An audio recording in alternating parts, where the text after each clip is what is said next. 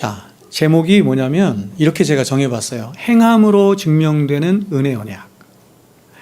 굉장히 역설적이죠? 자, 여러분 제목 보세요. 행함으로 증명되는 은혜 언약. 굉장히 역설적이죠. 앞에는 행함을 얘기했고 뒤에는 뭘 얘기했어요? 은혜를 얘기하잖아요. 그렇죠? 은혜는 공짜인데 앞에는 행함이 나왔어요.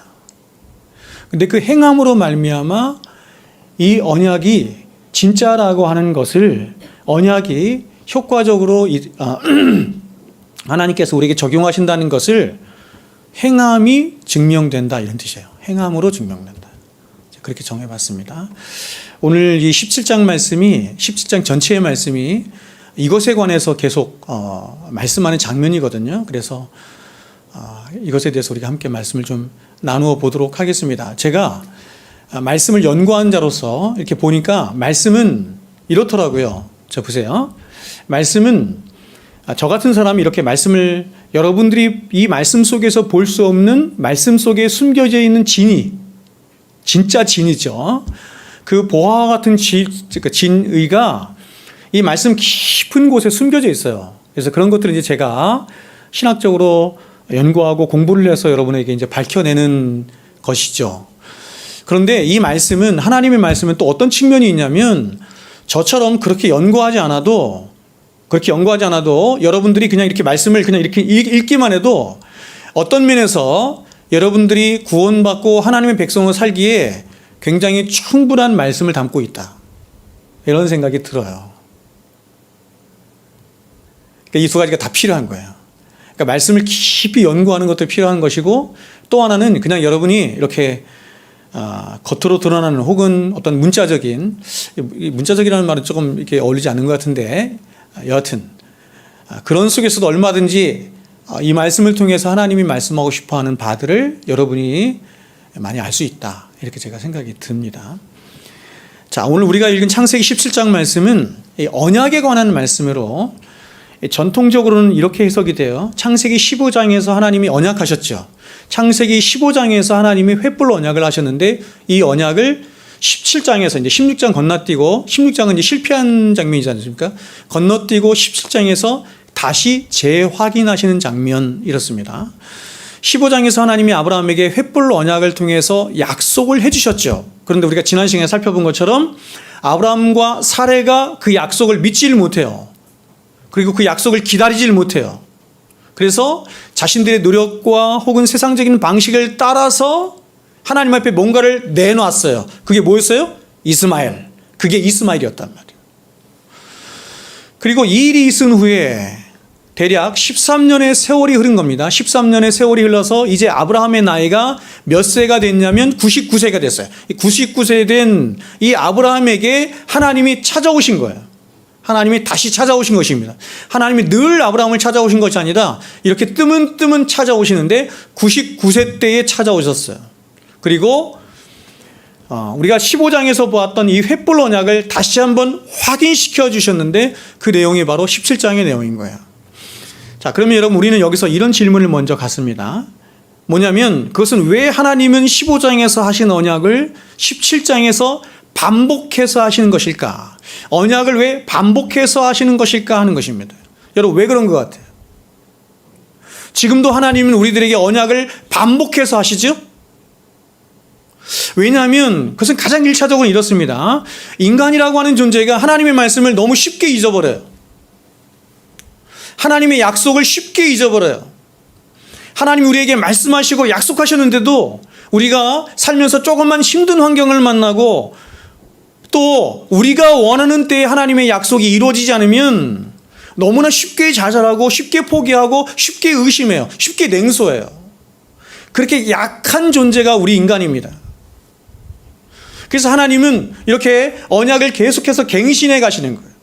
아브라함에게 계속 갱신해 가시죠? 여러분, 우리가 어느 정도로 약하냐면 우리는 얼마만큼의 시간이 지나면 하나님의 약속을 자꾸 잊어버릴까요? 그 시간이 어느 정도인 것 같아요? 오늘 여러분에게 제가 이제 하나님의 말씀을 전하고 있습니다. 이 말씀을 여러분이 들었습니다. 이 말씀을 듣고 은혜를 받고 감동을 받았어요. 근데 이 은혜와 감동이 또한 하나님에 대한 말씀에 대한 약속이 점점 사그러들죠. 그 기간이 얼마인 줄 아세요? 일주일입니다. 일주일. 그래서 하나님이 사이클을 일주일로 만드신 거예요. 일주일. 그러니까 이것은 딱 생명만 붙어 있는 거예요. 일주일. 일주일, 그쵸? 주일날 와서 여러분이 예배 드리고 이게 언약을 갱신하는 거거든요. 주일날 예배가 언약을 갱신하는 거예요. 그만큼 인간들이 어리석고 하나님의 말씀을 믿지 못하고 부패한 존재가 인간이에요. 보세요. 그런데도 아브라함은 어떠냐면 이렇게 끊임없이 찾아오셔서 말씀하시는데도 아브라함은 어떠냐면 하나님을 계속해서 의심해요. 믿지를 못해요. 그리고 자신의 힘과 지혜와 의의 실체를 계속해서 하나님 앞에 내놔요. 그 약속을 믿지 못해서. 그게 뭐였어요? 조카 롯이었고 엘리에셀이었고 하갈을 통해 낳은 이스마엘이었습니다. 하나님은 계속해서 내가 약속으로 낳은 자녀만이 너에게 줄 그 자녀다 이렇게 말씀하시는데 아브라함은 기다리지 못해요. 계속해서 의심해요. 그리고 인간적인 방법과 인간적인 의의와 인간적인 생각으로 뭔가 자신 편에서 하나님 앞에 내놓으려고 해요. 그게 롯이었고 이스마엘이었고 엘리에셀이었어요. 그러나 하나님은 그럴 때마다 뭐라고 말씀하시냐면 이렇게 말씀하십니다. 17절, 18절, 19절 한번 보겠습니다. 이렇게 말씀해요. 아브라함이 이에 하나님께 아뢰되 이스마엘이나 하나님 앞에 살기를 원하나이다. 하나님이 약속하시는데 아닙니다. 하나님. 어떤 면에서 이렇게 속여서 얘기를 하는 거예요. 하나님 제가 한두 번 속지요. 아닙니다. 저는 하나님 앞에 이 이스마엘만 하나님 앞에 살기를 원하나이다. 이스마엘이 분명 실패한 자녀이었음에도 불구하고 계속해서 정신 차리지 못하고 이스마엘을 내놓는 거예요. 하나님이 이렇게 말씀하십니다. 하나님이 이르시되 아니라 또 아니라 말씀하세요. 아니라 내 아내 사라가 내게 아들을 낳으리니 너는 그 이름을 이삭이라 하라. 내가 그와 내 언약을 세우리니 그의 후손에게 영원한 언약이 되리라. 하나님은 그렇게 너의 힘과 지혜와 능력을 따라 낳은 자녀는 결코 약속의 자녀가 될 수 없다는 것입니다. 약속의 자녀는 오직 하나님의 언약을 따라 낳은 자녀만이 약속의 자녀가 될 수 있다는 거예요. 자, 여러분 오늘 우리가 17장을 읽었는데 17장 이 말씀에 내가라고 하는 주어가 몇 번 등장하는지 아십니까? 여러분 성경 전체의 주어가 누구예요? 하나님이에요. 성경에 수많은 사람들이 수많은 인물들이 등장하지만 그들이 성경의 주인공이 된 적은 한 번도 없어요. 모든 성경의 주인공은 하나님이세요. 하나님이 주인이세요. 오늘 17장을 보면 하나님이 내가라고 하는 표현을 무려 7번이나 하십니다. 2절과 4절, 7절, 그리고 8절과 16절에서 2번, 그리고 21절까지 하나님은 계속해서 아브라함에게 내가 이렇게 말씀하심으로 인간의 구원도 그리고 인간의 참된 행복도 오직 하나님의 언약을 따라 하나님께서 주셔야만 되는 것이며 하나님 당신의 열심과 희생과 쪼개지심을 통해서만 인간의 구원도 인간의 참된 행복도 이루어질 수 있음을 말씀하는 거예요. 그래서 하나님은 이렇게 계속해서 하나님의 약속을 의심하며 인간 편에서 자꾸 무엇인가를 내놓는 아브라함에게 이번에는 하나님 당신의 언약을 이렇게 말씀하셔도 잘 안 들어요. 말씀하셔도 자꾸 까먹어요. 그래서 하나님이 이 언약을 이번엔 새겨서 주셨어요. 어디에? 몸에 새겨주셨어요. 그게 뭐예요? 할례입니다. 그게 할례. 그럼 나중에 다시 제가 말씀드리겠지만 할례는 언약적인 측면에서 다시 말해서 언약을 몸에 새겨놓도록 하신 것이 할례이며 무엇보다 참된 언약은 바로 행함을 통해서 그 언약이 진짜 언약이라고 하는 것을 생명을 담은 언약이라고 하는 것을 증명되는 것이 바로 이 17장 말씀 전체를 통해서 우리에게 말씀하고 있는 것입니다. 그래서 15장에 나타나는 언약과 17장에 나타나는 언약의 차이가 있는데 그게 뭐냐면 15장에 나타난 언약은 믿음의 측면에서의 언약을 보여주는 반면에 17장에서의 언약은 행함의 측면에서의 언약을 보여주고 있습니다. 그런 차이예요. 그러면 언약은 어떻게 해서 행함을 낳고 또 행함을 통해서 어떻게 이 언약이 진짜 언약인지를 증명하게 되는 것인지 오늘 17장 말씀을 이제 하나씩 한번 차근차근 살펴보겠습니다. 먼저 1절 말씀을 같이 보겠습니다. 1절 같이 읽겠습니다. 시작. 아브라함이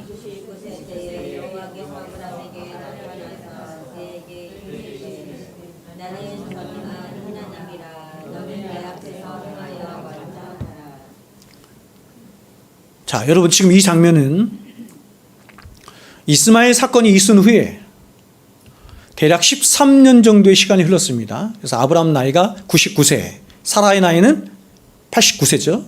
99세가 되던 해에 하나님이 아브라함을 찾아오신 거예요.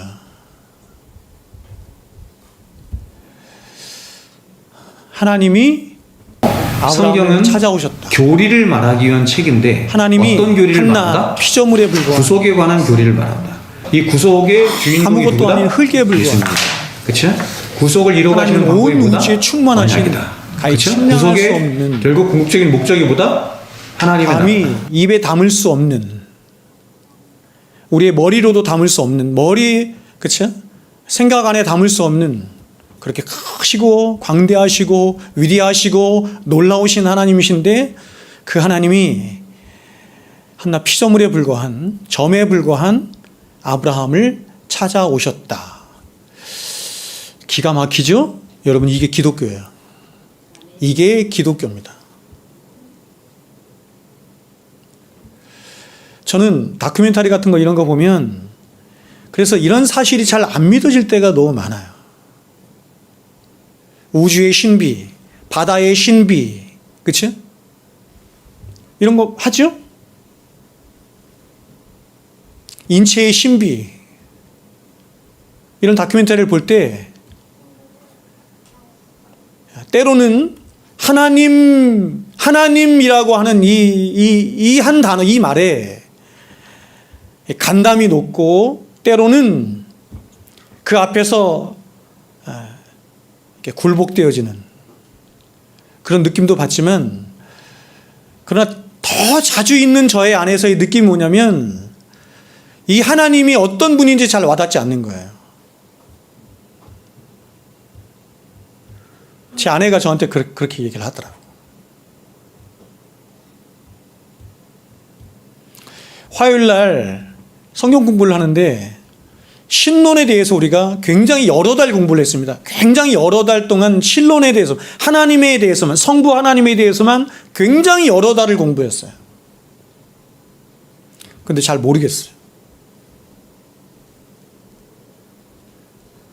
누군가가 나는 하나님을 알아요 한다면 그건 굉장히 교만한 겁니다. 근데 그 하나님이 아브라함을 찾아오신 거예요. 그리고 가장 먼저 아브라함에게 말씀하신 게 뭐냐면 이렇게 말씀하셨어요. 나는 전능한 하나님이다. 전능한 하나님. 여러분 전능한 하나님을 히브리어로 뭐라고 하죠? 잘 아시죠? 엘샤다이입니다. 엘샤다이. 전능한 하나님이니 이렇게 말씀하십니다. 너는 내 앞에서 행하여 완전하라. 하나님이 우리에게 이렇게 말씀하세요. 너는 내 앞에서 행하여 완전하라. 이게 이해가 되십니까? 그러니까 이게 어거스틴이나 욥이 이게 이해가 안 되는 거예요. 하나님을 알면 알수록 그 하나님 앞에서 나라고 하는 존재가 어떤 존재인지를 알면 알수록 그런 하나님이 나를 찾아오셨다는 것도 이해가 되지도 않지만 그 하나님이 뭔가를 나에게 명령하시는 게 이해가 안 되는 거예요. 그래서 욥이 얘기하죠. 하나님, 내가 하나님 앞에 선을 행한들 악을 행한들 하나님 앞에 무슨 상관이 있습니까? 하나님 앞에서 나같이 먼지 같은 존재가 선을 행한들 악을 행한들 무슨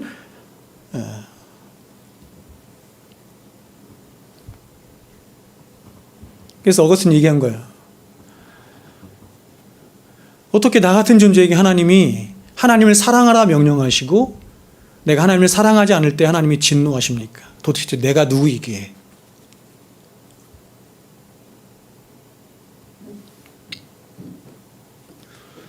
여러분 이게 기독교죠. 하나님은 아브라함에게 자신을 나타내시는데 어떻게 나타나시냐면 엘샤다이, 전능하신 하나님으로 나타나요. 여기서 엘샤다이는 어떤 뜻이냐면 모든 것을 기르시고 먹이시며 입히시며 모든 것을 충만케 하시는 분, 혹은 모든 것을 시작하시고 모든 것을 끝마치시는 분, 엘샤다이입니다. 그러면 여러분, 왜 하나님은 엘샤다이의 하나님으로 지금 아브라함에게 나타나신 것입니까? 그것은 계속해서 아브라함이 육신의 열매로서 하나님 앞에 자신을 내놓는 이 아브라함에게 하나님은 다시 한번 약속의 자녀는 모든 것을 시작하시고 모든 것을 끝내시는 바로 그 전능하신 하나님 엘샤다의 하나님만이 그것을 탄생시킬 수 있는 것이므로 너는 오직 그 하나님의 능력만을 믿고 의지하고 신뢰하라 하시는 말씀인 거예요. 하나님의 엘샤다의 영광을 보여주시는 거예요. 엘샤다의 영광을 보여주심으로 너는 그 앞에서 잠잠하라. 네가 하려는 모든 일을 멈추라, 이렇게 하는 거예요. 그래서 하시는 말씀이 이렇게 말씀하죠. 너는 내 앞에서 행하여 완전하라, 이렇게 말씀하는 거예요.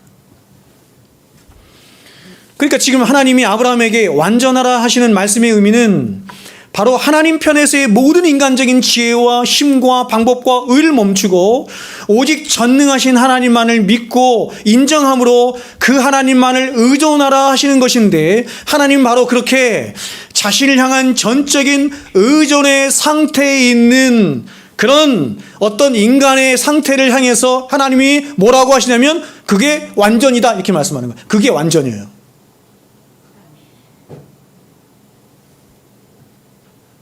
하나님은 이런 완전한 상태를 아브라함에게 우리에게 요구하시는 거예요. 저는 오늘날 많은 사람들이 성경을 읽으면서 하나님이 이런 요구를 많이 하시거든요. 너는 내 앞에서 완전하라. 이렇게도 말씀하시죠. 너는 내 앞에서 거룩하라. 내가 거룩하니 너희도 거룩하라.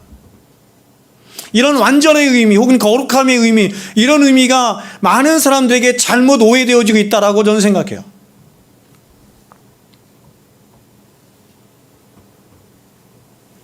마치 율법적으로 완전한 것을 하나님이 요구하시는 것처럼, 하나님은 그런 걸 요구하시는 분이 아니에요. 그건 기독교가 아니에요. 우리는 이러한 상태를 말해주는 동일한 말씀을 고린도후서에서 볼 수 있습니다. 고린도후서 12장에서 볼 수 있는데 12장 9절에서 이렇게 말합니다. 사도 바울이 나에게 이르시기를, 주께서 나에게 이르시기를 내 은혜가 내게 족하다. 이는 내 능력이 약한 데서 온전하여 짐이라. 약한 데에 강함 대신에, 찬양 있죠? 여기서 나온 거예요. 그러므로 도리어 크게 기뻐함으로 나의 여러 약한 것들에 대하여 자랑하리니 이는 그리스도의 능력이 내게 머물게 하려 함이라. 여러분, 하나님은 바울에게 이렇게 먼저 말씀합니다. 내 은혜는 너에게 만족된 은혜이다. 우리 모두에게 하나님의 은혜가 넘치는데 그 은혜는 우리에게 만족되지 않은 적이 한 번도 없어요. 문제는 우리에게 있어요. 우리에게 족한 은혜로 받지 못하게 하는 우리 안에 문제가 있는 거예요. 하나님의 은혜는 어떤 부족이나 결핍이 없는 완전하고 온전한 은혜입니다. 그런데 이러한 하나님의 능력이, 혹은 하나님의 은혜의 능력이 어떤 사람 안에서 나타나냐면 바로 약한 데서인 거예요. 약한 데서, 약한 자 안에서 하나님의 능력이 나타나는 거예요. 여기서 약한 데서라고 하는 말은 자신의 힘, 즉 자신의 불가능함과 무력함을 알고 깨달아서 자신을 믿고 신뢰하는 모든 것을 하나님 앞에 내려놓은 상태를 말하는 거예요. 바로 이렇게 자신의 실체를 분명히 알고 봄으로 자신을 향한 사형 선고를 한 심령 안에서 바로 하나님의 은혜의 능력이 나타나는 것입니다. 근데 하나님은 그렇게 하나님의 은혜의 능력이 우리의 심령 안에 나타나서 우리의 심령을 지배하고 다스리고 있는 그런 상태를 온전하다 혹은 완전하다, 창세기의 표현으로 하면 선하다, 토부, 이렇게 말한 거예요. 그러니까 성경이 말씀하는 온전함 혹은 완전함의 의미는 도덕적이고 윤리적이고 율법적인 관점에서의 완전함을 말하는 게 아니라 하나님은 그런 것을 한 번도 우리에게 요구해 본 적이 없어요. 왜냐하면 불가능하기 때문에. 여러분 우리가 어떻게 하나님의 완전함을 이룰 수 있습니까?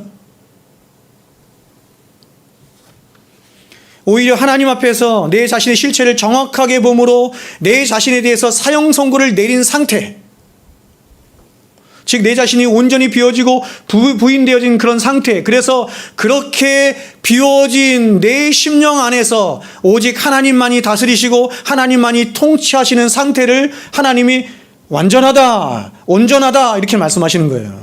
그게 인간의 온전하며, 인간은 스스로가 자신을 온전케 할 수 없어요.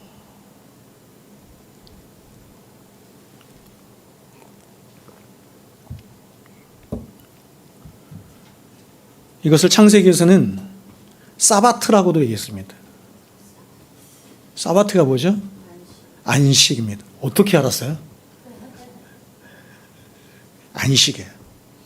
하나님이 세상을 창조하시고 하나님이 이렇게 말씀하셨습니다. 마지막으로 보시기에 좋았더라, 보시기에 좋았더라, 보시기에 좋았더라 하시면서 마지막 날에 모든 것을 창조하시고 이렇게 말씀하셨습니다.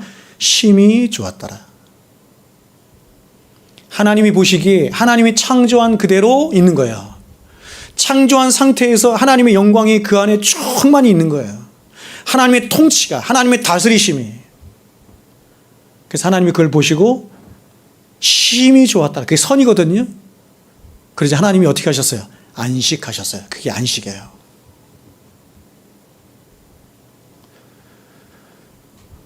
예수 그리스도가 안식의 주인이시죠? 우리가 영원히 안식하는 곳이 어디죠? 우리가 영원토록 안식하는 곳이 어디예요? 천국이죠. 천국 우리가 영원토록 안식하는 곳입니다. 그런데 그렇게 영원토록 안식하는 그곳에 우리를 누가 데려가세요? 안식의 주인이신 예수님이 데려가시는 거예요. 그래서 여러분 천국은 어떤 곳이냐면 하나님의 통치가 우리 자신은 완전히 비워지고 하나님의 통치가 완전히 우리를 다스리는 그런 상태에 있는 곳이 천국이에요. 그래서 우리는 이 땅에서도 그 천국을 맛볼 수 있는 거예요. 저 천국에, 궁극적인 천국에 가지 않아도 하나님의 통치가 우리 안에서 이루어지게 되면 야, 이게 천국이구나 알 수 있는 거예요. 그래서 이것을 깨달은 바울이 이제 자신의 그런 연약한 상태죠. 자신이 부인되어지고 비워지고 세례 요한에 의하면 자신이 쇠하여진 상태죠. 이런 상태를 가장 크게 기뻐한 거예요. 이게 그리스도인이에요. 경험합니까? 이런 거예요. 그리스도인은 내 안에 내가 점점 충만할수록 행복하지 않아. 내가 점점 가득할수록 행복하지 않아. 기뻐하지 않아요.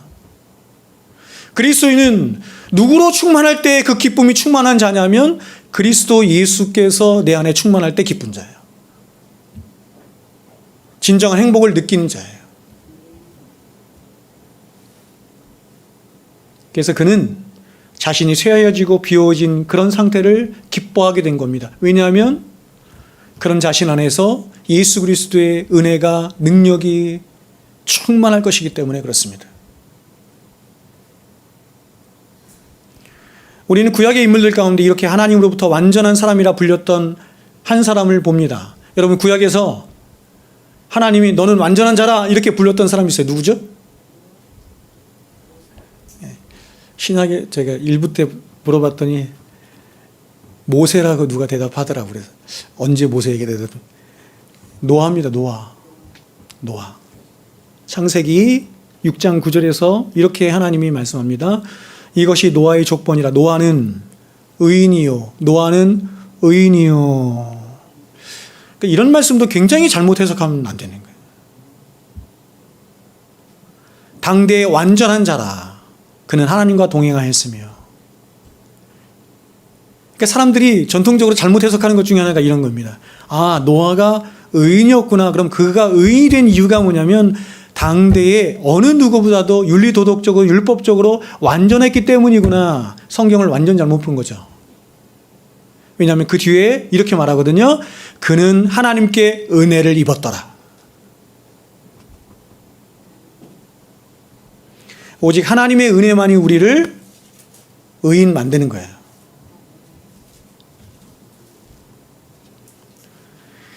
성경은 노아가 하나님 앞에서 의인이며 완전한 자였다라고 말합니다. 그러면 성경은 노아가 어떤 점에서 완전한 자입니까? 노아가 그 어떤 사람들보다 의로웠기 때문입니까? 율법적으로 완전했기 때문입니까? 윤리도덕적으로 훌륭했기 때문입니까? 아닙니다. 성경은 그 어디에서도 노아가 다른 사람들보다 더 의로웠다거나 윤리도덕적으로 훌륭했다 이렇게 말씀한 적이 한 번도 없어요. 오히려 노아는 우리가 아는 것처럼 홍수 후에 술에 취해서 발가벗고 자식들 앞에서 추태를 부렸던 자가 노아입니다. 그렇죠? 근데 하나님이 이런 노아를 너는 완전한 자라 이렇게 말씀해요. 그렇다면 여러분, 그 이유가 무엇입니까? 하나님은 어떤 점에서 노아를 보고 너는 완전한 자라 이렇게 말한 것입니다. 지금도 똑같아요. 그것은 노아가 세상과 자신에 대해서는 바보요, 하나님을 향해서는 지극히 경외하는 마음으로 있었기 때문에 그렇습니다. 노아는 산 위에 커다란 배를 지으라는 하나님의 말씀에 자신의 꾀나 의견이나 생각을 전혀 내놓지 않은 채 많은 사람들의 비난과 조롱이 있음에도 불구하고 오직 하나님의 말씀 하나만을 바라보며 그 말씀을 따라 그 말씀에 순종하며 살았던 사람이에요. 이렇게 오직 하나님의 말씀이 충만하여 말씀으로 지배되는 노아를 보시면서 하나님이 너는 완전하다 이렇게 말씀하신 거예요.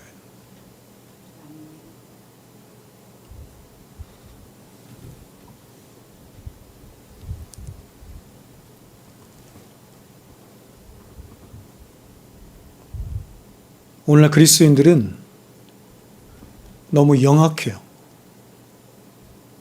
저를 비롯해서 너무 영악해.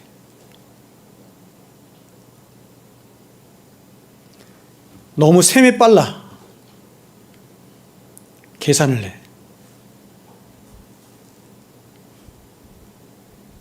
그래서 어떤 사람들은 믿음 생활을 이렇게도 합니다. 하나님, 나에게 이런 거 이뤄주시면 내가 하나님 앞에 이렇게 할게요. 그건 신앙이 아니죠.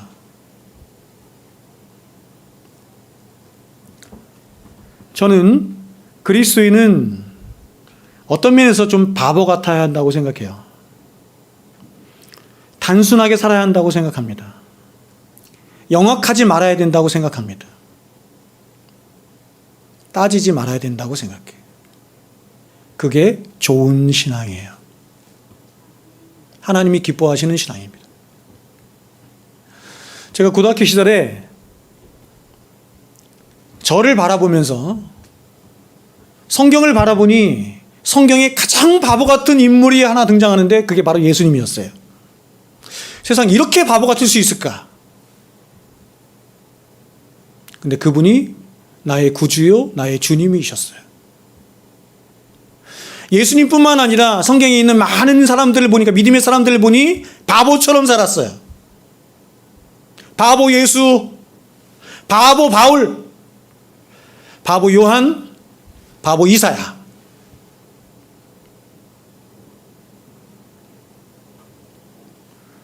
근데 저를 보니 너무 영악한 거예요.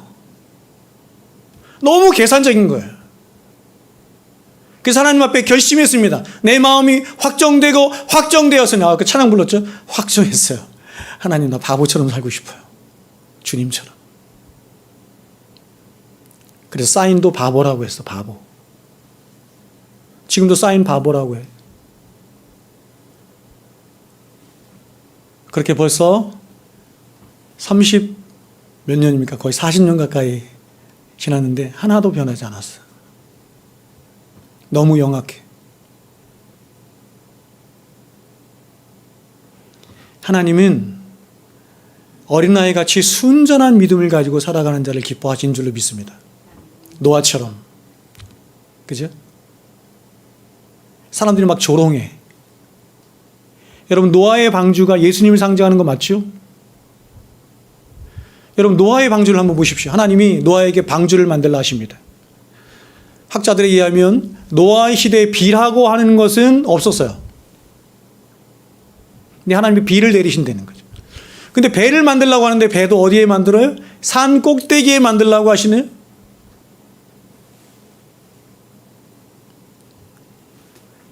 아브라함이 아니죠. 노아는 하나님에게 하나님 왜 배를 산 꼭대기에 만들려고 하십니까? 이렇게 따지지 않았습니다. 하나님이 설계도를 주셨어요. 노아의 방주 설계도를 주셨는데 설계도를 보니 바보 같은 설계도인 거예요. 하나님이 주셨는데. 돛도 없고 닷도 없고 노를 젓는 것도 없고 방향키도 없고 동력을 하는 것도 없어요. 아무것도 없어요. 그게 하나님이 주신 방주예요. 근데 하나님에게 따지지 않았습니다. 하나님 왜 배를 이렇게 만들죠? 이런 바보 같은 배를 어떻게 우리가 타라고 하십니까? 그 노아의 방주가 예수님입니다. 그래서 예수님 이 땅에 오셨을 때 사람들이 조롱했어요. 방주를 조롱한 것처럼. 야, 방주를 산 꼭대기에 만든다니? 노도 없고 키도 없고 닷도 없고 동력도 없는 저런 배가 무슨 배니? 바보 같은 배. 그래서 고린도전서 말씀하는 것처럼 사람들이 어리석은 십자가라고 했습니다. 미련한 십자가라고 했습니다. 그래서 만일 노아가 하나님이 설계도로 주신 이 배는 정말 어리석고 무익하고 바보 같은 배구나. 좀 닷도 만들자. 노도 만들자. 가장 좋은 배를 우리가 한번 해서 만들어 보자. 해서 다시 설계도를 가지고 만들었다고 한다면 그 배는 침몰했을 것입니다.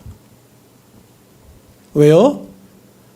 그 배의 운전자가 노아였기 때문에. 근데 그 배의 운전자는 누구예요? 하나님이 되셔야만 하는 거거든요.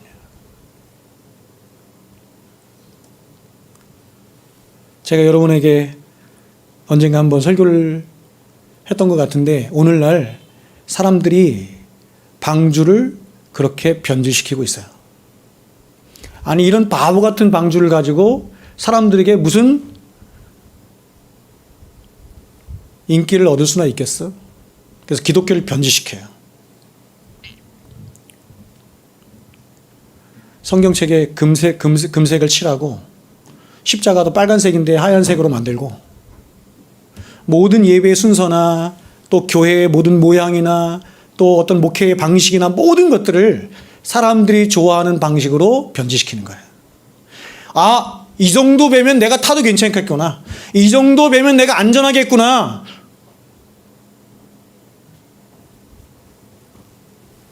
분명히 말씀드립니다. 침몰합니다. 침몰. 하나님이 우리에게 주신 방주는 하나님이 우리에게 주신 예수 그리스도의 십자가는 우리를 구원한 십자가는 어리석고 미련한 십자가예요. 아무도 좋아하지 않아요. 그래서 저는 믿지 않아요. 오늘 한국교회 안에 800만 명이 믿는 사람이 있느니 1000만 명이 있는 사람이 안 믿어요. 나중에 우리가 마태복음 7장에 살펴보겠지만 예수님은 구원의 문을 좁은 문이래요. 좁은 길이래요. 이유가 뭔지 아세요? 예수님께 이렇게 말씀하셨어요. 찾는 이가 적음이라. 안 찾는다는 거예요. 기독교가 인기가 없어야 되는 게 맞아요. 예수님께서 이렇게 말씀하셨죠. 내가 마지막 때에 믿음을 보겠느냐. 야, 정말 믿음으로 사는 자 거의 없네. 이런 뜻이거든요.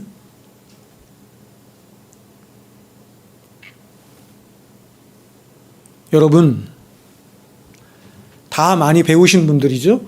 저 보세요. 그리스도인은 좀 바보같이 살아야 합니다. 손해보면서 살아야 돼요. 단순하게 살아야 돼요.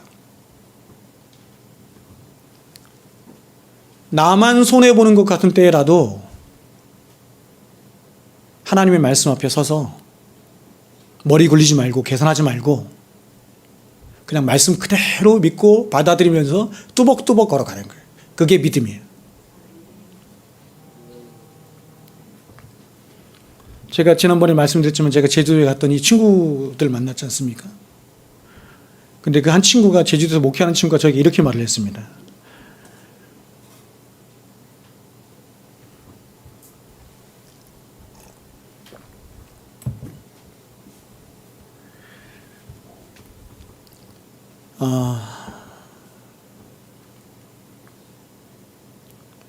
갑자기 머리에 생각이 안 나네요.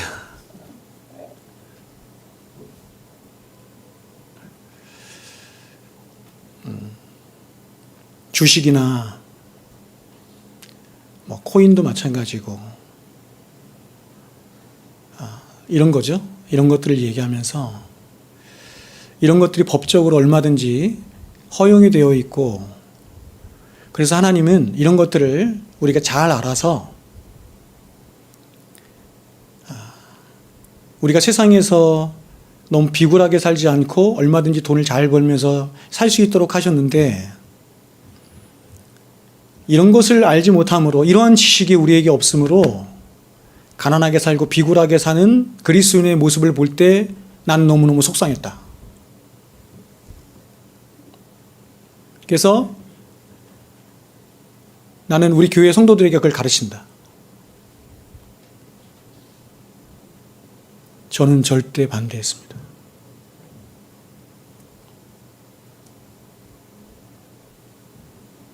그리스도인은 세상 사람들이 다 하는 것처럼 영악하게 사는 자들이 아니에요.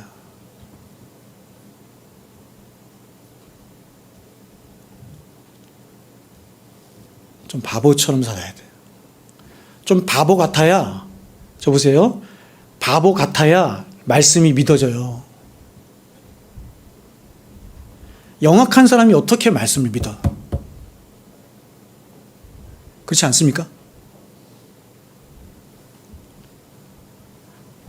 하나님은 그런 사람을 순전한, 그 하나님의 말씀을 순전한 마음으로 믿고 따라가는 자를 완전한 자, 이렇게 말씀하는 거예요. 근데 하나님은 이 완전하라는 명령 앞에 이렇게 말씀합니다. 내 앞에서 행하여 라고 하는 수식구를 덧붙여요.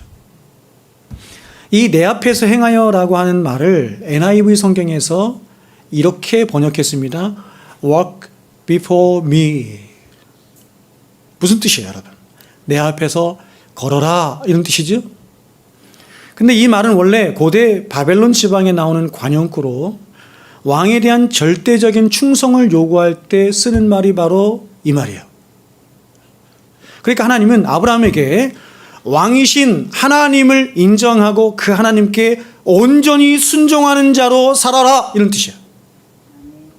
근데 하나님은 그런 아브라함의 순종의 삶을 보세요. 열매 맺는 삶이죠. 순종의 삶, 열매 맺는 삶을 바로 하나님 당신 앞에서, 즉 당신의 돌보심과 지키심 가운데서 하나님이 이끌어 내시겠다, 이러는 거예요. 그러니까 지금 이 모습은 어떤 모습이냐면 마치 걸음마를 하고 있는 아기를 아빠나 엄마가 아기 앞에서 돌보고 지키면서 걸음마를 하도록 하는 모습과 같은 거예요. 여러분, 아버지가 아기에게 걸음마를 가르칠 때의 모습을 한번 상상해 보십시오. 아버지가 아가에게 걸음마를 가르칠 때 아가를 자신의 뒤에 놓고 아기가 오든 말든 뒷짐지고 자신의 갈 길을 가는 사람은 없어요. 그건 아빠가 아니에요.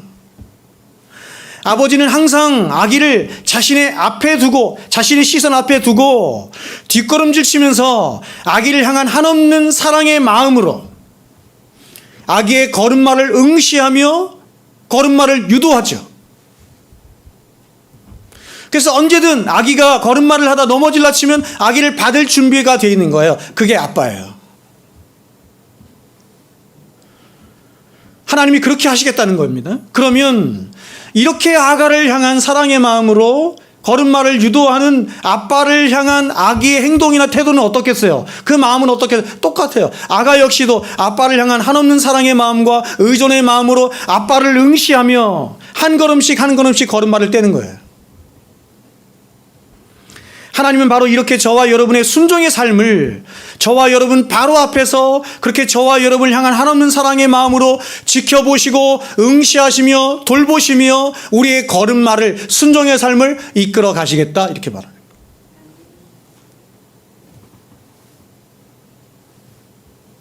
그러므로 이런 아버지 된 하나님을 바라보는 자녀된 성도들 역시도 그런 하나님을 향한 한없는 사랑의 마음과 의존의 마음으로 한 걸음씩 한 걸음씩 그렇게 순종의 삶을 뛰는 거예요. 그러니까 여러분 지금 우리의 순종의 삶이 한 걸음씩 뛰는 순종의 삶이 결국 무엇이 동인이 돼서 무엇으로부터 나온 거예요? 하나님 아버지의 사랑이죠. 그분이 그 사랑으로 이끌어내신 거예요. 참된 순종은 강요나 율법에서 절대 나오지 않습니다. 집에서도 그렇잖아요. 그렇죠? 매를 때린다고 해서 방망이로 그죠? 저 팬다고 해서 아이가 말 듣지 않죠. 참된 순종은 강요나 율법에서 나오는 게 아니라 사랑에서 나오는 것입니다. 그러므로 이렇듯 하나님의 언약은 물론 하나님 홀로 이루어 가시고 성취해 가시며 완성해 가십니다. 하나님 언약, 은혜 언약이니까. 그러나 그 언약 안에 있는 성도된 저와 여러분의 삶은 반드시 그 언약을 이루어 가시는 하나님을 향한 사랑과 의존의 마음으로 말미암은 순종의 열매들을 낳게 되어 있어요. 그래서 하나님은 15장에서는 언약을 홀로 지키시며 성취하시겠다 이렇게 말씀하셨지만 오늘 17장에서는 아브라함에게 언약을 뭐라고 말씀하세요? 언약을 지키라. 마치 행위 언약처럼 말씀하세요. 9절 보세요. 하나님이 또 아브라함에게 이르시되 그런즉 너는 내 언약을 지키고 내 후손도 대대로 지키라.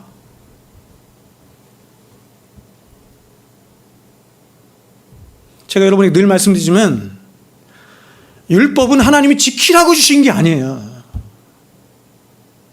하나님 이스라엘 백성들에게 너 이렇게 율법을 지키면 내가 복을 주고 지키지 않으면 너는 화를 입을 거야 라고 율법을 말씀하실 때 이스라엘의 가장 잘못한 게 뭐냐면 하나님 그렇습니다. 우리가 율법을 다 지켜 행하겠나이다.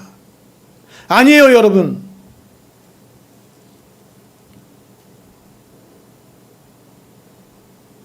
우리는 그래서 성경을 읽을 때 이렇게 읽어야 되는 거야. 하나님이 율법을 말씀하실 때 어떻게 읽어야 되냐면 하나님 내가 어떻게 이 율법을 지킬 수 있습니까? 이 율법을 지킬 수 있는 것은 오직 사랑 안에서만 가능합니다. 내가 하나님을 사랑할 때만 이 율법을 지킬 수 있는 것입니다. 그러니 하나님을 사랑하게 해주십시오.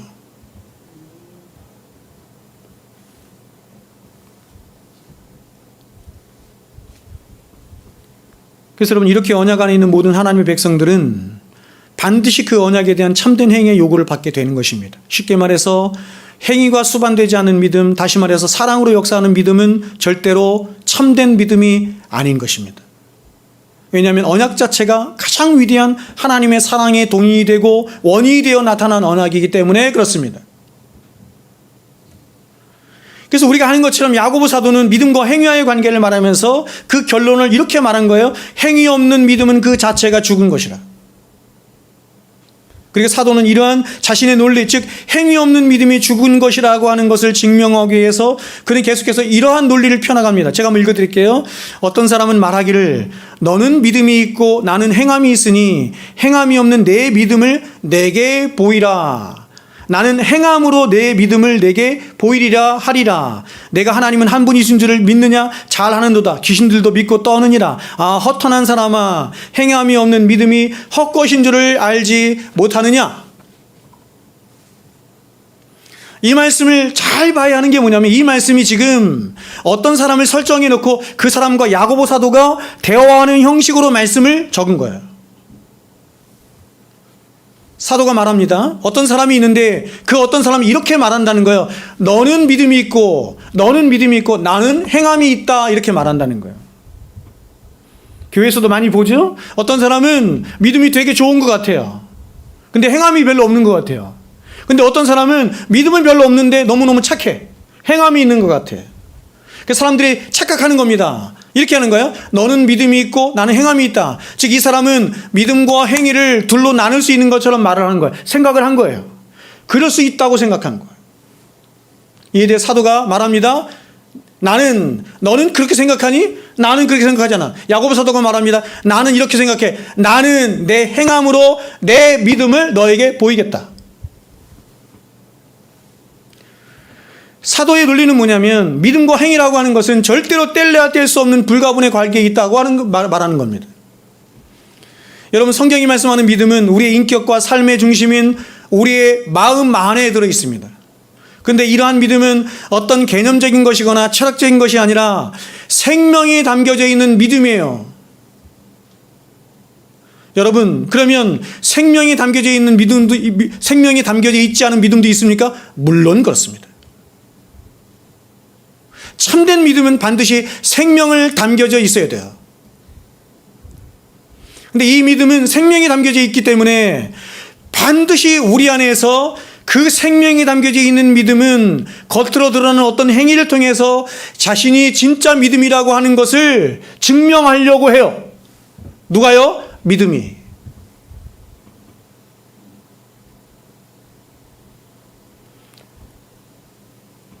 제가 늘 비유적으로 말하는 거지만 어머니가 임신을 하게 되면 이 아이, 그쵸?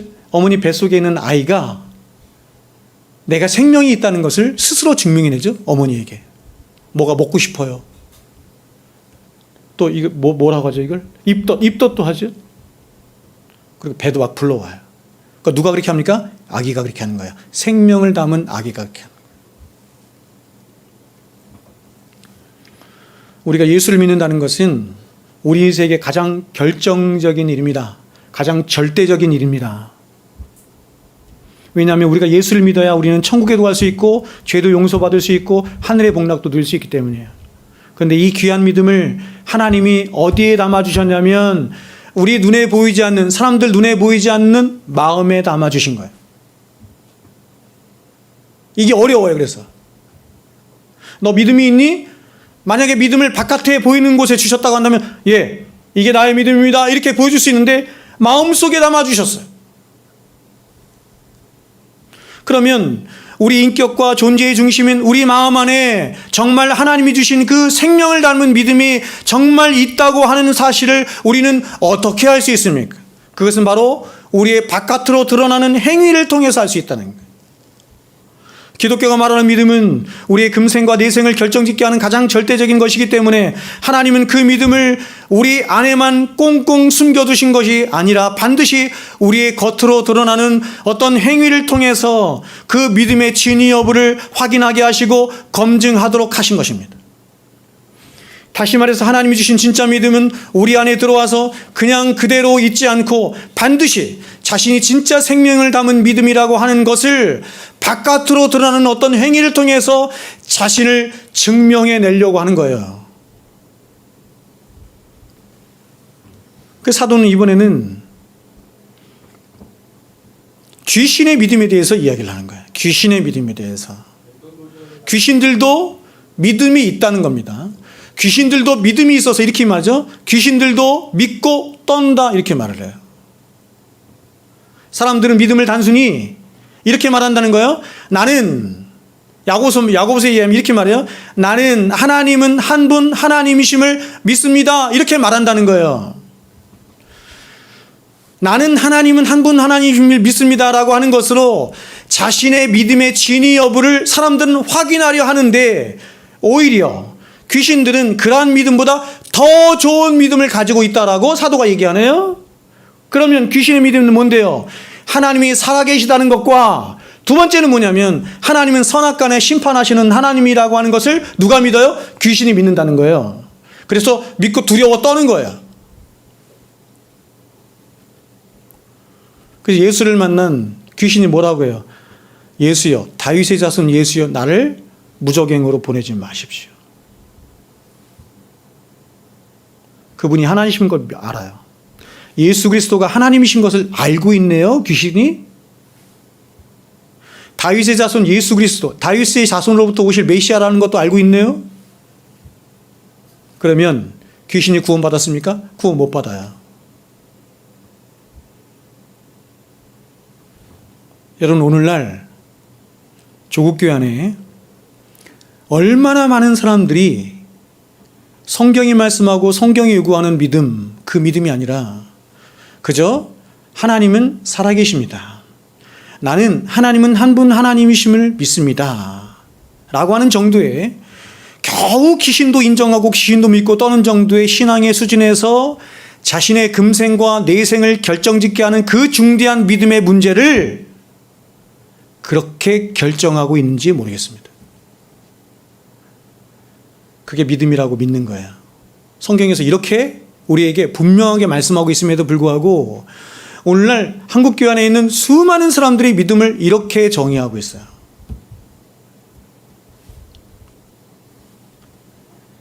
그렇게 믿는 것은 하나님을 만홀히 여기고 자신을 속이는 것 뿐입니다. 그렇게 믿어봐야 귀신 못한 믿음 가운데 있어봐야 절대로 하나님의 백성이 될 수 없어요. 물론 귀신처럼 하나님은 한 분 하나님이심을 믿는 믿음, 하나님은 살아계신 하나님입니다라고 하는 믿는 믿음, 하나님은 선악간에 심판하실 것입니다라고 하는 이 귀신의 믿음, 물론 우리가 믿는 믿음 안에 포함되어 있습니다. 그러나 믿음은 더 나아가는 것이에요. 더 나아가야 하는 것이에요. 여기까지 믿는 믿음을 율법적 믿음이라고 우리의 믿음의 선배들은 얘기했습니다. 여기까지만 돌아서는 것을 율법적 회개라고 말했습니다. 구원 얻는 믿음은 여기서 더 나아가서 복음적인 회개와 복음적인 믿음을 낳는 것이라고 말을 해요. 여러분, 성도에게 나타나야 하는 행함은 절대로 구원의 원인으로서의 행함도 아니고 구원이라는 결과를 얻어내기 위한 조건으로서의 행함도 아닙니다. 성도의 삶에서 반드시 나와야 하는 행함은 하나님께서 우리를 자녀라는 관계로 묶음으로써 발생하는 그런 아버지와 자식 간의 사랑의 표현이자 독생하신 아들을 주시기까지 우리를 대우하신 하나님과 우리 사이에 믿음과 신뢰와 은혜와 사랑의 관계에 대한 증거로서의 행함이에요. 하나님은 언약 안에 있는 당신의 백성들의 바른 행함을 반드시 당신의 아들의 십자가의 희생과 사랑에 대한 반응으로서 이끌어 내시는 것입니다. 그래서 이 믿음을 갈라디아에서 이렇게 말한 거예요. 사랑으로 역사하는 믿음뿐이니라. 사랑이라고 하는 행함을 낳는 믿음이 아니라고 한다면 그 믿음은 참된 믿음이 아니라는 거예요.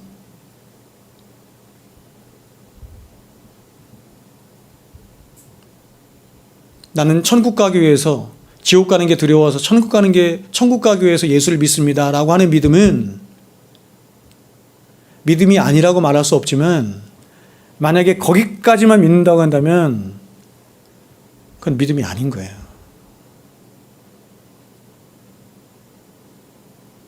하나님 우리를 창조하시고 우리를 구원하신 궁극적인 목적은 오직 하나님만을 사랑하고 하나님만을 의존하는 진짜 하나님 친백성 되도록 하기 위함이 있는 거예요.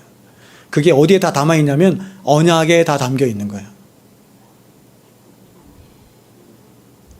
제가 오늘 시간이 너무 없어서 뒤에 있는 말씀을 지금 전할 수가 없는데 하나님이 아브라함의 이름을 아브라함으로 바꿔주신 것, 사라의 이름을 사라로 바꿔주신 것, 이 안에도 뭐가 다 들어있냐면 언약으로 말미암은 그 언약이 참된 언약이 어떤 언약이 될 수 있냐면 행함으로 말미암은 언약이라고 하는 것을 바로 그 이름을 바꿔주심 안에도 담겨 있어요. 그리고 무엇보다 마지막으로 하나님이 하신 언약은 반드시 우리들의 행함을 통해서 증명되는 언약이라고 하는 것을 마지막으로 무엇을 통해서 말씀하시냐면 할례를 통해서 말씀해요. 할례를 통해서. 제가 한 10분만 더 할까요? 괜찮아요? 자, 17장 보겠습니다. 10절 11절 같이 읽겠습니다. 시작. 너희 중 남자는 다 할례를 받으라. 이것이 나와 너희는 포피를 베어라. 이것이 나와 너희 사이의 언약의 표징이니라. 하나님이 할례를 왜 아브라함에게 행하셨냐면 지금 하나님이 분명히 말씀하죠. 언약의 표징으로 하라 하신 거예요. 언약의 표징이에요. 할례는. 그러면 여러분, 하나님은 지금 아브라함에게 어떤 언약을 말씀하시면서 그 언약의 표징으로 할례를 행하라 하신 겁니까? 15장에서 말씀한 무슨 언약? 횃불 언약이에요. 그러면 횃불 언약의 핵심이 뭐예요? 횃불 언약의 핵심은 은혜의 언약이에요. 여러분, 원래 언약이라고 하는 것은 언약을 맺은 두 당사자가 재물을 쪼개놓고 그 재물의 피를 낭자하게 뿌린 후에 그 쪼개진 재물 사이로 함께 지나가는 거죠. 그게 베리트예요. 쪼개지다, 희생되다, 이런 뜻이란 말이에요. 그게 언약이에요. 그러므로 이 언약은 두 가지 의미를 담고 있는데, 첫 번째 의미는 뭐냐면 언약을 맺은 두 당사자 중에 누구라도 이 언약을 파괴하면 누구처럼? 쪼개어진 짐승처럼 죽임을 당할 것이다. 이게 언약의 첫 번째 의미고, 두 번째 의미는 뭐냐면 더 중요한데, 그것은 바로 이 언약의 두 당사자가 이렇게 피를 흘리고 쪼개지는 서로를 향한 희생과 헌신과 충성이 있지 않고는 이 언약은 절대로 이루어질 수 없어 라고 하는 의미가 베리트, 언약에 담겨져 있는 거예요. 근데 하나님과 아브라함 사이에 맺어진 이 횃불 언약은 이런 행위 언약이 아니라, 종주권 언약, 회개 언약이 아니라 하나님 편에서 일방적으로 맺으신 하사 언약, 은혜 언약인 거예요. 조건 상관없이, 율법을 지키고 안 지키고 상관없이, 유무와 상관없이 하나님이 그냥 일방적으로 내가 너에게 선물 줄게, 구원해 줄게, 은혜 줄게, 복 줄게 하는 거예요. 그래서 하나님이 아브라함과 언약을 맺으신 후에 하나님이 어떻게 해요? 일방적으로 아브라함에게 복을 주시잖아요. 어떻게 복 주세요? 아브라함에게 이렇게 가죠. 내가 후손에 대한 약속과 땅에 대한 약속과 복의 근원으로서의 약속을 하세요. 아브라함이 한 거 아무것도 없잖아요. 그렇죠? 근데 이런 약속을 하신단 말이에요. 왜냐하면 언약이 하사 언약이기 때문에, 은혜 언약이기 때문에. 그리고 이제 그 언약에 대한 맹약으로 쪼개진 짐승 사이로 지나갈 때도 언약의 두 당사자인 하나님과 아브라함이 함께 지나가는 것이 아니라 하나님 홀로 지나가셨단 말이에요. 창세기 15장 17절입니다.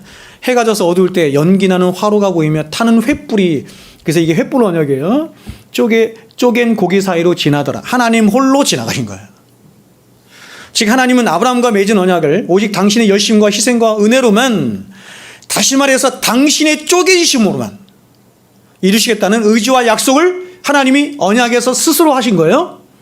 하나님 바로 이 횃불 언약을 말씀하시며 아브라함에게, 보세요, 횃불 언약을 말씀하시며 아브라함에게 할례를 행하라 하신 것입니다. 그러므로 할례는 바로 이러한 언약적인 맥락에서, 즉 하나님이 당신의 백성들에게 하나님 당신이 베푸신 은혜의 언약을 기억하고 새기도록 하기 위해서 그들의 몸에 새겨주신 거예요.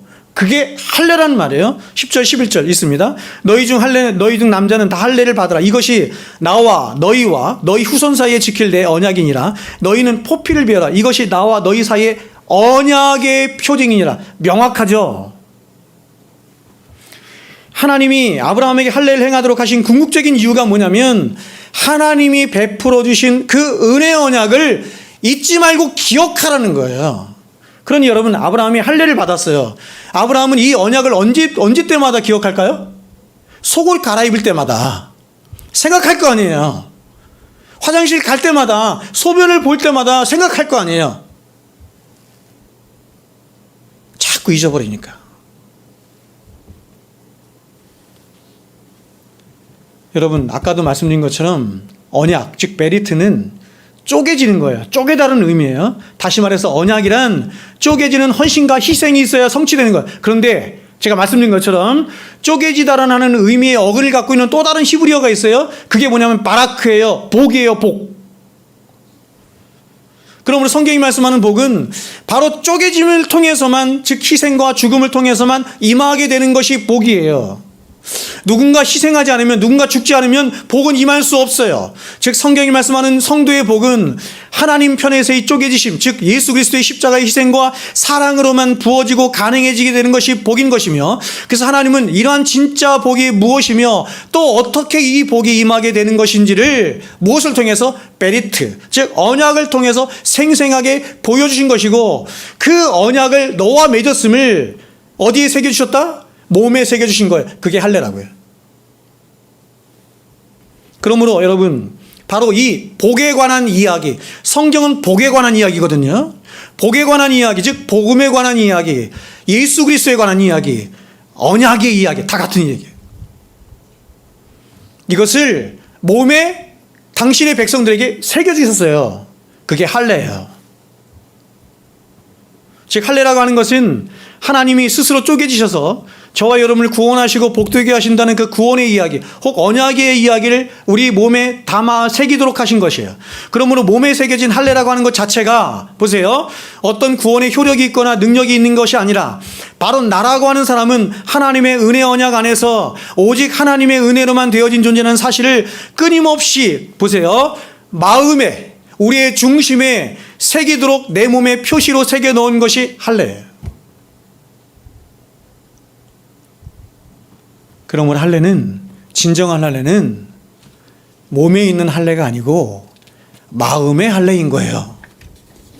그래서 구약에서조차 할례는 오직 마음의 할례뿐임을 여러 곳에서 천명하는 것이고, 이에 대해서 사도 바울도 로마서 2장 29절에서 이렇게 말해요. 오직 이면적 유대인이 유대인이며 할례는 마음에 할지니 영에 있고 율법 조문에 있지 아니한 것이라. 여러분 지금 2장 말씀이, 로마서 2장 말씀이 누구에게 하는 말씀이냐면 유대인들에게 하는 거예요. 근데 유대인들이 자꾸 표면적인 것을 가지고 우리가 하나님 백성이다 이렇게 말을 해요. 표면적인 게 뭐예요? 율법, 또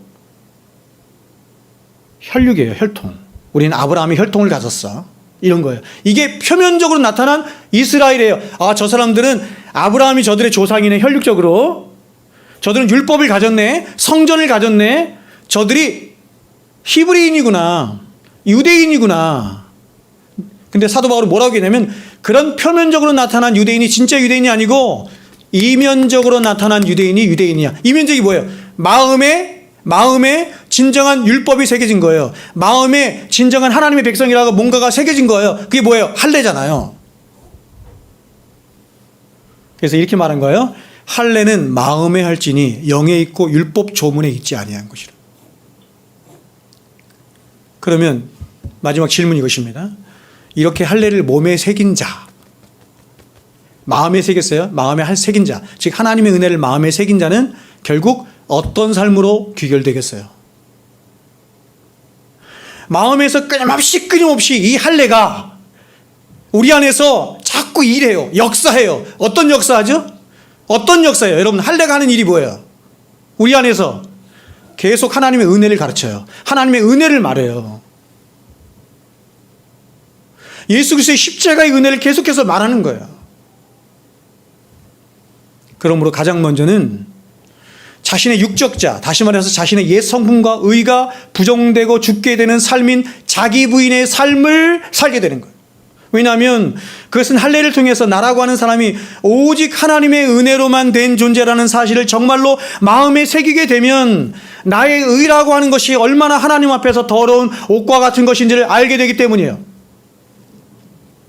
사도 바울도 마음의 할례를 받은 자의 삶이 필연적으로 육적 자아를 벗는 삶으로 나아갈 것을 천명한 거예요. 이렇게 말합니다. 골로새 2장 11절에 또 그 안에서 너희가 손으로 하지 아니한 할례를 받았으니, 손으로 한 게 아니에요. 곧 육의 몸을 벗는 것이요 그리스도의 할례니라. 할례가 마음에 새겨진 자의 필연적인 삶이 무엇으로 나타나면 육적인 몸을 벗는 것으로 나타난다는 거예요. 자기 부인의 삶으로 나타난다는 거예요.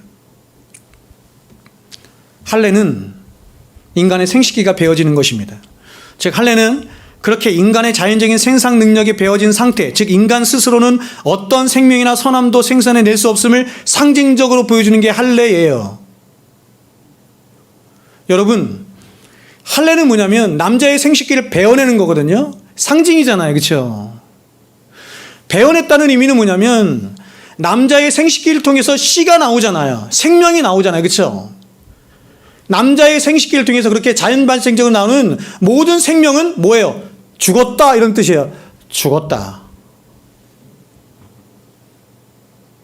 그래서 여러분, 할례를 하나님이 여자에게는 행하지 않고 남자에게만 행하는 거예요. 그래서 여러분, 할례는 어떤 걸 말하는 거냐면 죽은 거예요. 다. 너희는 너희 자신으로는 절대 살 수 없어. 그래서 죽은 거야. 그렇죠? 우리 지난 시간에 배웠죠? 아브라함과 사레가 열심으로 아무리 태어나봐야 뭐 만나? 이스마엘만 나요. 안 난다니까요.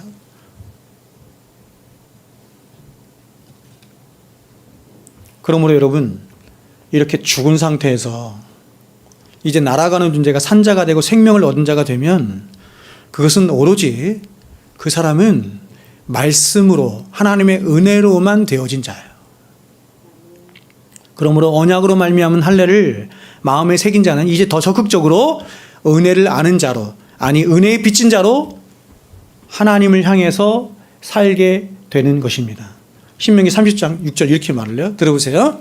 신약 말씀도 아니고 구약 말씀인데, 내 하나님 여호와께서 내 마음과 내 자손의 마음에 할례를 베푸사. 내 하나님 여호와께서 너의 마음과 내 자손의 마음에 할례를 베푸사. 너로 마음을 다하여 뜻을 다하며 내 하나님 여호와를 사랑하게 하사 너로 생명을 얻게 하실 것이다. 여러분, 하나님이 언약으로 말미암은 마음의 할례를 백성들에게 베풀어 주신 궁극적인 이유가 뭐예요? 마음을 다하고 뜻을 다하고 생명을 다해서 여호와 하나님을 사랑하게 하는 거죠.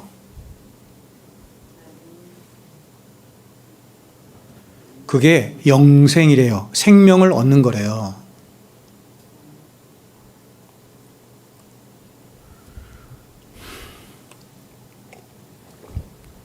그러므로 할례는 결국 과거의 모든 육적인 몸을 벗어버리고 목숨 걸고 하나님을 사랑하는 자로 재탄생되도록 하는데 그 목적이 있는 것이며, 성경은 그렇게 육적인 몸을 벗어버리고 하나님을 사랑하는 자로 새 창조되어 가는 것을 복 있는 삶 이렇게 말하는 거예요.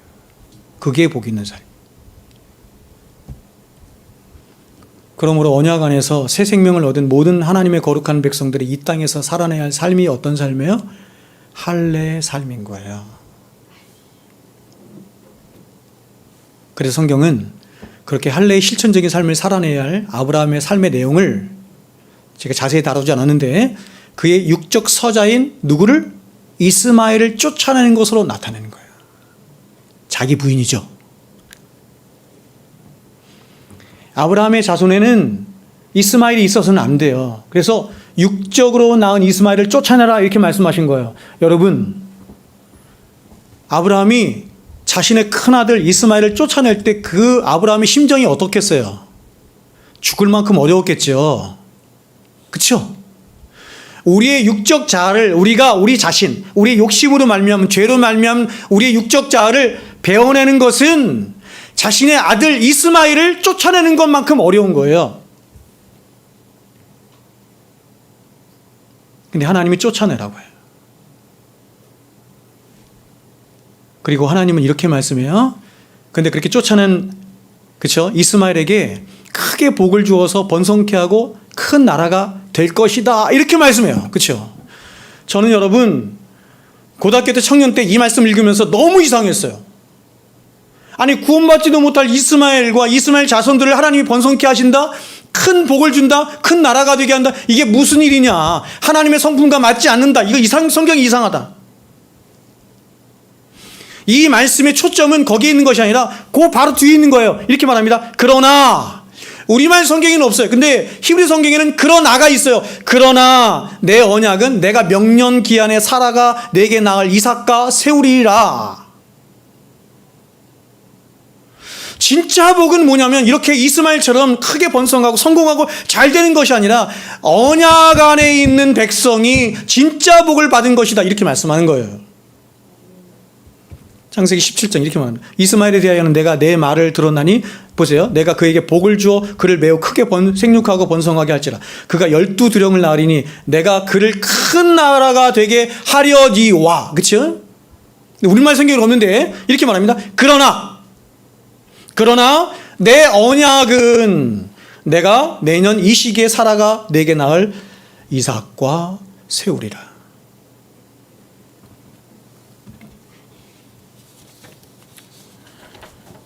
말씀 맺겠습니다, 여러분. 세상에서 가장 큰 복은 세상에서 성공하는 것도 아니고 좋은 대학을 가는 것도 아니고 사람들에게 인정을 받는 것도 아니고, 세상에서 가장 큰 복은 뭐냐면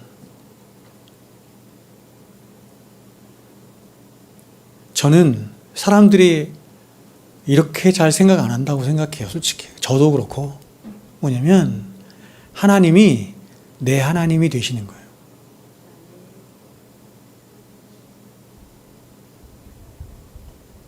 여러분, 저 보십시오. 여러분이 이렇게 차를 타고 가시거나 아니면 집에서 혹은 기도를 하시면서 하나님 이렇게 기도하죠? 하나님, 저는 이렇게 하나님 이렇게 기도하지 않아요. 이렇게 못하겠더라고요. 그래서 항상 수식어를 붙이거든요. 좋으신 하나님, 너무 귀하신 하나님, 이렇게. 근데 여러분이 하나님 이렇게 부를 때, 그 하나님 부를 때 하나님이라고 하는 이 부름 한마디죠. 한마디에 말할 수 없는 감격과 두려움과 경외심이 여러분 안에 있은 적 있습니까? 수식어도 안 붙이고 내용도 하나도 없어. 그냥 하나님 이렇게만 불렀는데 그 하나님이라고 하는 그 부름 안에서만 말할 수 없는 감동이, 감격이, 그리고 그 하나님을 향한 엄청난 경외감이 밀려오는 거예요.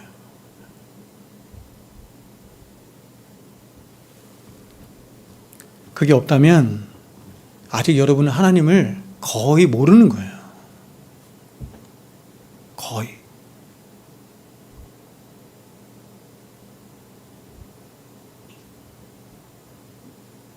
여러분, 세상에서 가장 큰 복을 받은 자는